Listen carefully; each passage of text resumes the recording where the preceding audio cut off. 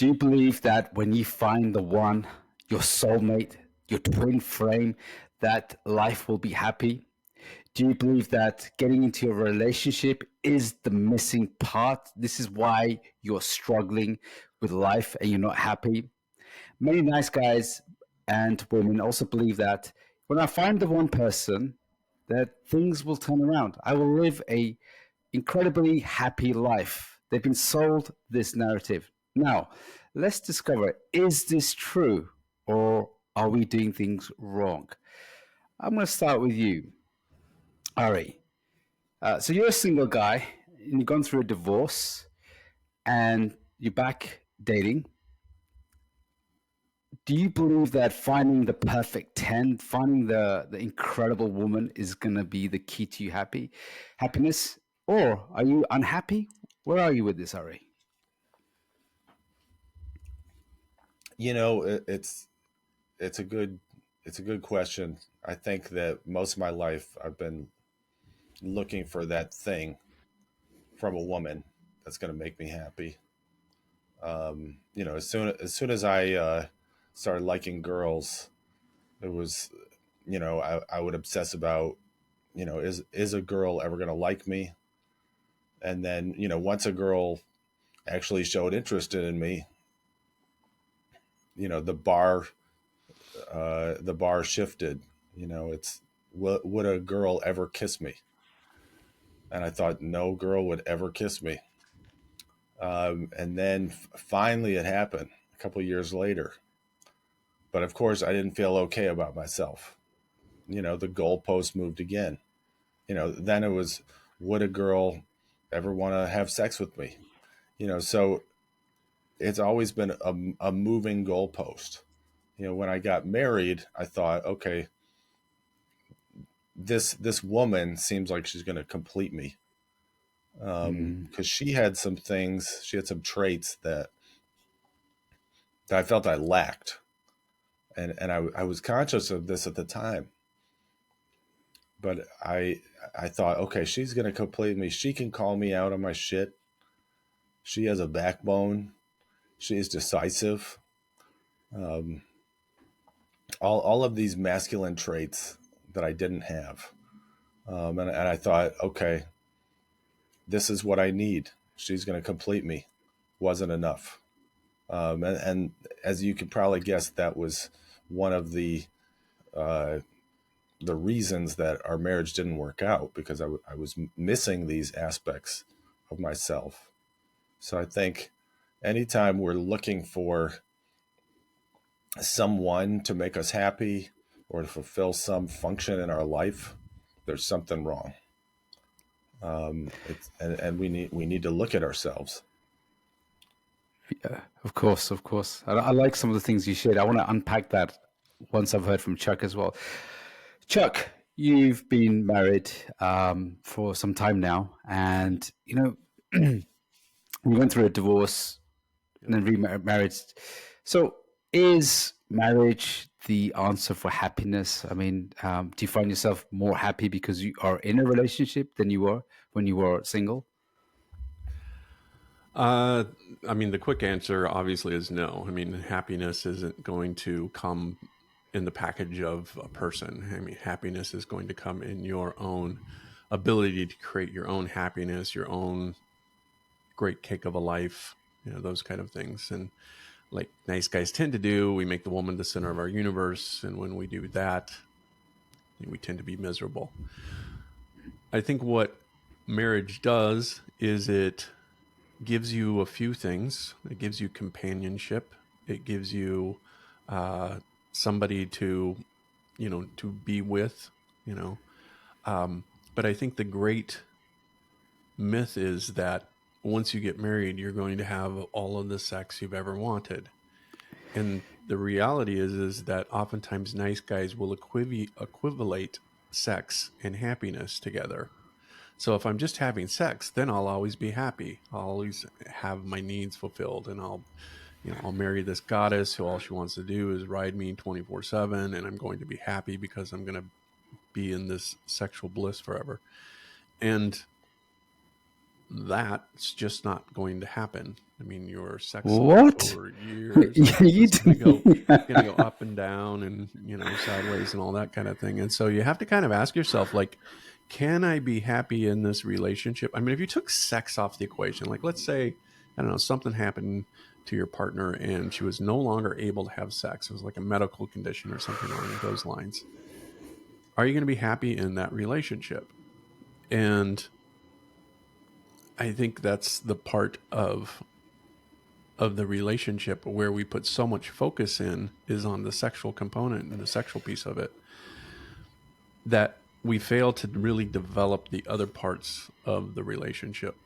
And I think that overall, I had a buddy of mine ask me this question. He's like, it's his girlfriend, and she's wanting to get married, and he's like 38. And he's like, Chuck, he's like, you've been married for a while. He's like, what's the upside? And I went, upside. I've never thought about that. What is the upside to getting married? It's like, Should have thought about that. right? Well, I should have thought about that. what about, isn't it 24-hour sex and, Right. with the goddess? Yeah, that doesn't happen? No. Sandwiches, Sandwiches on call. yeah. Right. And he's like, hey, listen, I mean, if you get married, she can take your kids, she can take half of your everything that you own. Like, I'm seriously, he's like, what is the upside here? And I said, the best answer I can give you is that you will never know a greater sorrow, and you will never know a greater joy. That the joy and the sorrow come together. And that if your relationship it's kind of the 80-20 rule. If 20% of your relationship is hard and difficult, but 80% is good, I think you got a really good ratio there. But if it's the flip side, where 20% of it's good, but 80% of it's a pain in the ass, I think that's when you really need to look at, should I be in this relationship? And I'll just echo what Robert Glover has said on, some of his podcasts and things like that, is that if you're in a crappy relationship, we talked about this a while back, it is your fault, right? You're the one who's responsible for getting yourself either out of the crappy relationship or changing the relationship. So that's kind of my experience. Right. So you guys have opened up a few can of worms here, because Chuck Casey was saying that, if something happened to your partner and, sex was taken off the relationship, is it possible that you could be in a relationship and you're happy with the relationship but unhappy with the sex life? Or maybe you're happy with the sex life but you're unhappy in the relationship. So now this is adding more dynamics to it.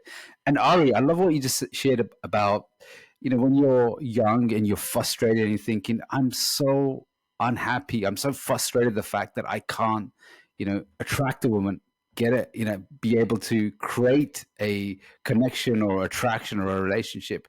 So if I fix this part, will that make me, better than being miserable because I can't attract anyone or be with anyone? What about you, Faisal? Are you one of those guys who looks for their fantasy relationship? Well, so I grew up in Pakistan, and I was exposed to very much the Bollywood life. And in the Bollywood life, it's all singing and dancing, and it's all romance, and it's like 4 hours long movies. That's it. And I was dragged there. I was dragged there, and the message in the movie is, there's going to be a bit of conflict, and guys chasing the girl and girls chasing, and they're dancing around, and one minute it's raining, the next minute they've changed clothes like a million times. And what it was very much about, that's all the movie was, portraying was, it's all about love, and it's all about, getting into a relationship. And when you did get into a relationship, you have some problems, in-laws or whatever it is. And the end result most of the time was, it was a happily ever after life. What Disney, sells us. And that's what I took in. And my life was, I was a very sensitive guy. I'm very sensitive. I feel emotions. I feel, this magical thinking. I bought into the magical thinking because I was raised by more women than I was guy. So I was raised very feminine. So therefore, I bought into the thing was, oh, once I get a girl, once I get a relationship, this is what's making me miserable. And when I do find that person, they're going to complete me. All my negative, my flaws, and everything will just magically disappear, and we will live a happily ever after life. Ain't that not the truth? Any of you guys bought into the magical thinking of Disney or Hollywood or Bollywood or anything like that? I think I did, especially when I was younger. Reality has a way of squashing those dreams. But the truth is that I think it often goes in stages. I think when you're younger, especially when you're younger and you're learning and you're discovering and you got all these hormones going on and things like that, that you're far more susceptible to the idea of there's this missing piece inside of me. And if I could just find that really great woman, everything in my life will fall into place. And then I think as you get older and you experience life and you experience the heartache and the letdown and the crushing reality that sometimes sets in, that you start to realize that that's a fantasy. Like nobody has that. Like I've never met anybody who has that Bollywood type of relationship, long term. Oh no! Now you tell me. So, but going back to kind of what I said about you'll never know a greater joy and you'll never know a greater sorrow. There are times, like with my wife, where I look back and we're, sitting having dinner overlooking the ocean and it's a sunset and I'm just overwhelmed with the beauty of her and the intimacy that we share and the connections that we share. And there's this overwhelming sense of joy. And then she'll complain about me leaving my socks on the floor or something. And then there's this overwhelming sense of like, fucking hell, why am She I does it when you're looking over the ocean. exactly. Yeah. No, when we get You back got an to ocean the view? room, yeah. But I was saying is that there's this balance. You can't have one without the other. And so if you go into it like this is going to make me happy, you're always going to be disappointed. And I think if you go into it with the expectation that this is something I'm building, this is a relationship I'm building and a kingdom that I'm building, and we're going to grow, we're going to change, we're going to develop into, something larger than both of us, that's possible, but it takes a lot of work and it takes commitment on both sides of the relationship to build that. So what I'm hearing is that in order to experience all the different emotions from joy to the pain, we need complementing. We need those emotions. If you want to feel the passion in that as well, and it's true. With one emotion, you need the other emotion to feel that, and a lot of times the relationships I see when you were talking about the relationship does give you joy, but there are some guys and girls who've been in very difficult toxic relationships as well, and there's little joy into that, but they stay in that relationship, right? Is it they're better off staying in the relationship, or what keeps them in that relationship yet they're so unhappy? Why are we not going towards our happiness and saying, hey, this relationship's horrible, I should leave this relationship, and we're going through a cycle of toxicity over and over and again. I'm miserable, but yet I'm still staying in the relationship. So why are guys still staying in unhappy relationships? Ari? I think they don't know better is the short answer, but I think that they're getting intermittent rewards in that kind of toxic trauma bonded relationship. So it's like every so often it feels really good, and then that's what they focus on, and they're not able to look at the whole picture. So I think yeah, it's probably what they grew up with also. If they're getting into that kind of trauma bonded relationship. So it's a pattern, and they don't know what else is possible. Have you ever guys ever been stuck in a really unhappy relationship where you thought, I really need to get out of this one, but just couldn't build up the courage to get out of this one? Hmm. Yeah, absolutely. And I think that that's one of the things that kind of can keep guys stuck in this. I think, sort of answer your final question, why do we stay in these relationships? I think one is there's the idea of the sunken cost fallacy. I've got so much invested into this relationship. If I give it up now, that that I've got all of this cost involved with it. I think the other one is that we tend to, especially nice guys, tend to enmesh and be codependent. And as a result of that, we start worrying about, well, if I leave her, what's she going to do? How is she going to survive? She's this emotional wreck. She's the mother of my children, but on her own, I don't think she can even make it on her own. And there's, like I said, the codependent piece that kind of keeps us stuck in that. And then I think it's the fear of the unknown. I also think that oftentimes, I grew up, like I talked about before, I grew up in a very religious household, and everybody, excuse me, everybody in my family is still married. They've been married one time. I'm the only person in my family system where there's been a divorce, and so that was essentially what kind of kept me in my first marriage so long, was this idea of like, well, we just don't do that. That's a sin or whatever. And so I think culturally, or sometimes even like religiously, people will feel this obligation of, I made this vow before God and, all eternity that I was going to love this person no matter what. And so my choice is I have to stay here. There's also, I think, like the financial thing. People, you get your finances twisted together.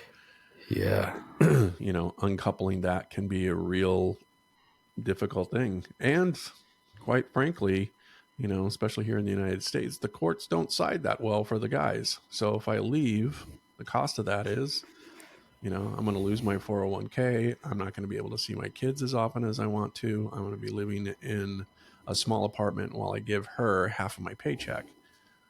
So there's a lot of things that can keep people stuck in a miserable relationship. Wow, when you were going through that, I was just thinking about when I was stuck in a relationship for, it was a 6-year relationship. I was stuck in it for 5 years, 9 months, way too long. And as you were saying, Chuck, some of the things that came up for me, I was enmeshed, trauma bonded into a relationship. I kept going through this cycle of, lows and then highs. It was mainly lows, but the highs were like, okay, or things might change, or things might get better. Things could become happy. And you know what? It won't stay like this, but you're blinded to this cycle that I was staying in the cycle. And I thought, if I get engaged or if I do more towards the relationship, it will eventually get better. But obviously that wasn't the case. And the cultural shame came in as well. I don't want to be this guy who gave up on a relationship or be labeled as that person, or going through a divorce as well. Shame on you for, going through a divorce. You didn't stick to it as well. So I'd rather be, the message was, you stick to it when it's really hard times. You stick to that. Yeah, I think you brought up an important point about what fuels that fantasy. It's like, well, if I just did this, if this happened. So there's a lot of sort of theorizing about, if X happened, the relationship would be fine or just perfect, and it doesn't get back to reality. I see that all the time with the men that I work with. Yeah. And you guys have mentioned a couple times, both of you have mentioned this idea of trauma bonding. And the idea of trauma bonding actually comes from um, when you've got people that are kidnapped or held hostage, and they get to know the kidnappers and the well enough that they start to turn and start to side with the kidnappers or people holding them Stockholm hostage. syndrome. Stockholm syndrome, exactly. Yeah, Yeah, suck up. there's a classic movie from the '70s, Dog Day Afternoon, that shows this. Al Pacino is holding these people in a bank hostage. And after a while, the people in the bank become compassionate to what they're doing. In order to have Stockholm syndrome, you have to have a hostage. Who is the hostage in your marriage, in your situation? If you're trauma bonding, that's because you're feeling you're being held hostage, held against your will. And what the masculine craves and needs in order to flourish in his life is freedom. And so when we're stuck in the situation where we're being held hostage in a relationship and we crave freedom, after a while, what that's going to do is it's going to just make you essentially, impotent. You have no power nor no ability to make any moves. So guys who find themselves in a situation like this, my heart goes out to them, because it is a very, very difficult thing to get out of the relationship. And yet, if you don't, you're giving up your freedom if you're in a toxic relationship. Yeah, when you were saying that, so my first relationship was trauma bonded. She was very abusive towards me. I hadn't, I was trapped in that relationship, and at one point, I remember her saying to me, and at that point, I'm young. You're 18, 19, and you're naive. You don't understand the world, and there I was so ashamed to talk about my relationship and my emotions, my feelings about it. And I noticed that, even my sons, they, if they like a girl or they have some issues or problems, they won't talk about it. Only recently, one of my sons, started to open up about, what was going on in his world. And I realized that kids so young, need so much support. They need more of this in school, where they're taught about life and they're taught about emotions and relationships, but they keep it so hidden. There's so much shame around this as well. And I remember in my relationship, I wanted to break up. I wanted to end this relationship. So I tried everything. It didn't work. And every time I wanted to go towards an end, and I remember one day, and I said, "Look, I want to end. I want to leave." And she just looked at me, and she looked at me with disgust and anger and rage, and then the tears and the emotions. And then I remember her saying to me, "If you leave, I will take my life, and it'll be your fault." And when you're young, you're impressionable, and you hear those words, it stabbed me. It was like really painful. And I remember, I don't want to be the cause of this. I don't want to be the reason why she would take her life. And because she was very unstable, I didn't trust the fact that, she could do this. So I stayed in the relationship, and I said, look, the only way out is just to keep making it work, just do whatever it was, and just take all the shit. Just take it, because, I don't want the worst thing to happen. So I remember that being trauma bonded. And the shocking thing was, a lot of my belief was, and a lot of nice guys believe the same thing as well, a lot of men believe this, is that I don't want to break up because she's so emotional. And because she's so emotional, she won't be able to handle it. Like you were saying, Chuck, she'll get, cry. And I don't want to see that or experience that. And when we did break up, 2 weeks later, she's out with her friends in Italy having a laugh. And I'm thinking, wow, you told me all of that stuff, and in 2 weeks you've already recovered and gone away on a girls' singles holiday. And it just made me feel like a fool. I felt embarrassed, fool, for being so weak and cowardice in the fact, and I bought into that. I guess that was a part of, being brought up that, you got to stick with it, because, life is going to be happy if you, get into a relationship. To me, that sounds like the very definition of hostage. Yeah. I've experienced that too. Yeah. It's terrible. What happened, Nori? It's happened a couple times. Yeah. Where I was afraid that, that the woman I was with would, attempt suicide or hurt themselves or fall apart.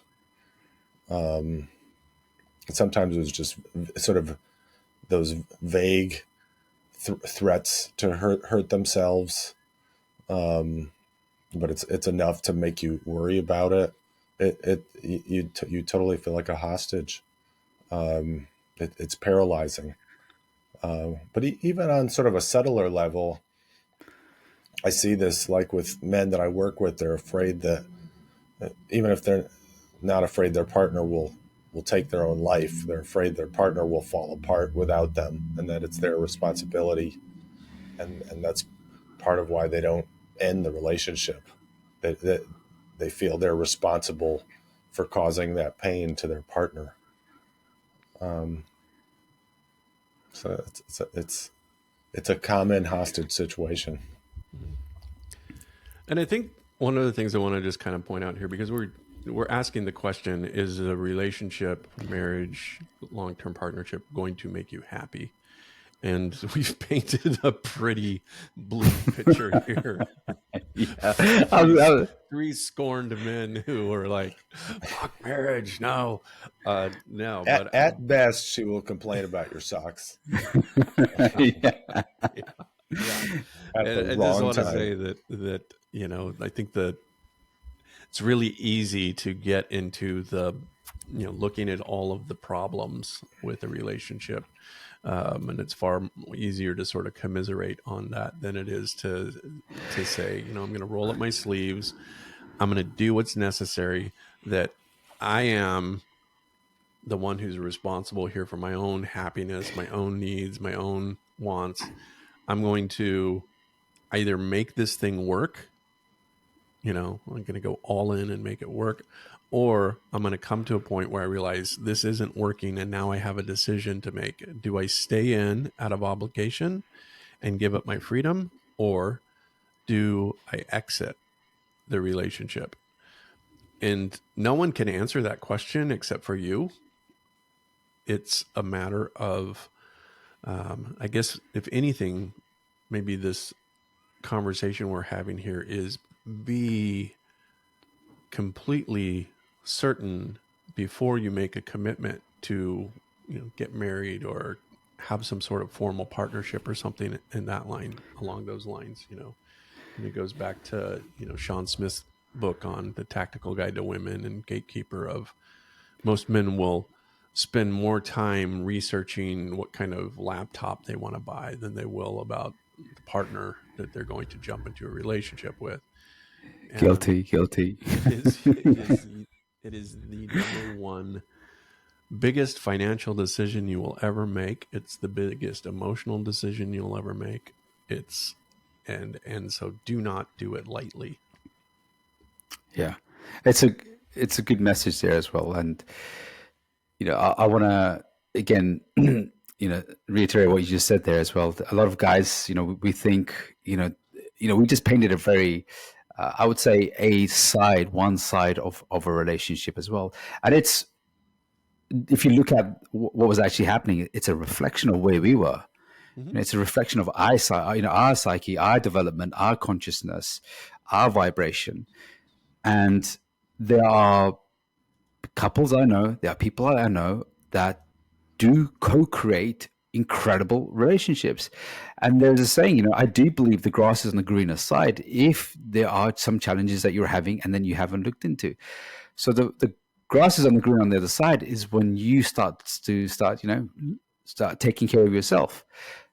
And now I want to start wrapping up. What's the one thing, right, the guys can do to create happiness in a relationship or get into a relationship for happiness? What's the first area that they need to work on? Right? What's the one thing that they can do? Ari. Chuck said it really well. It's the go in, and it's your responsibility to make yourself happy. It's not your partner's.